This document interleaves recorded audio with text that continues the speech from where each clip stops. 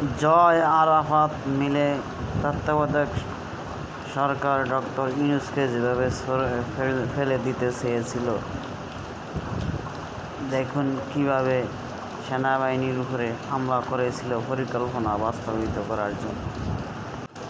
একটি সূত্র থেকে জানা গেল, জাতীয় এক অন্যতম মীর জাফরের ষড়যন্ত্র ফাঁস। প্রধান বিচারপতি ওবায়দুল হাসানের পদত্যাগের নৌফন্যে কঠিন ষড়যন্ত্র ফাঁস হয়ে গেছে। শেখ হাসিনাকে এক্স প্রধান বিচারপতি সিনহা যেভাবে অবৈধ ঘোষণা করতে চেয়েছিলেন, ঠিক তেমনই ষড়যন্ত্র করেছিল ওবায়দুল হাসান সহ কয়েকজন।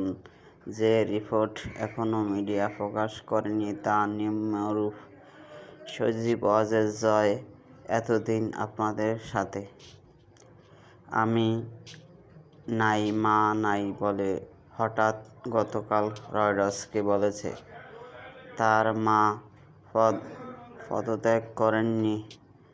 এটি একটি পরিকল্পিত ঘোষণা ছিল, যা বোঝা গেছে আজ। সেনাবাহিনীর নিচের দিকের অফিসাররা যদি জনগণের পক্ষে না থাকত, তাহলে আজকে আরেকটা রক্তের বন্যা বয়ে যেত। আজকেও সেনাবাহিনীর ছোট অফিসাররা রক্তক্ষয়ী সংঘর্ষ থেকে ছাত্র জনতাকে বাঁচিয়েছে। আজকে একটা ক্রু-এর প্ল্যান করেছিল জয় এবং আরাফাত, কিন্তু সঠিক সময়ে সেনাবাহিনীর গোয়েন্দারা ছাত্রদের কাছে তথ্য ফাঁস করে দেয়। এই জন্য জানার পরে জুডিশিয়াল কু রুখে দেয় ছাত্ররা।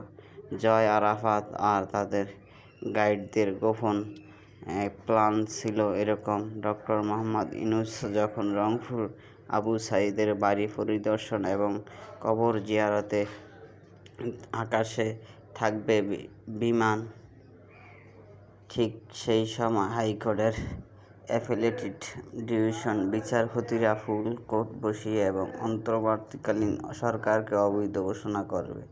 সাথে সাথে এই ক্রু-এর সাথে জড়িত সেনাবাহিনীর 25 কর্মকর্তা, চাকরি থেকে কর্মবিরতিতে থাকা দুর্নীতিবাজ পুলিশদের একটি দল রাজধানীতে হট্টগোল শুরু করবে। আর শেখ হাসিনা ভারত থেকে বাংলাদেশে চলে আসবেন এবং সাথে সাথে আওয়ামী লীগের আত্মগোপন থাকা নেতাকর্মীরা মাঠে চলে আসবে। এই পরিকল্পনা বাস্তবায়নের জন্য প্রধান বিচারপতি সরকারের সাথে কোনো আলোচনা না করেই হঠাৎ 750 বিচারপতিকে জরুরি মিটিংয়ে ডাকেন।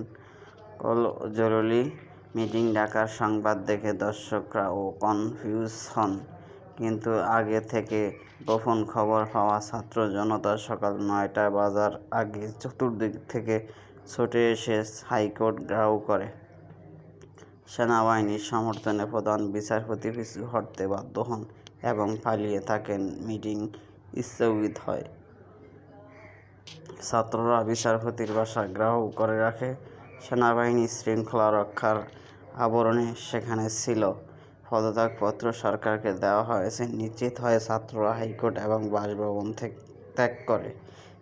এই ঘটনার সাথে জড়িত আপিল বিভাগের আরও 5 বিচারপতিকে পদত্যাগ করতে বলা হয়েছে।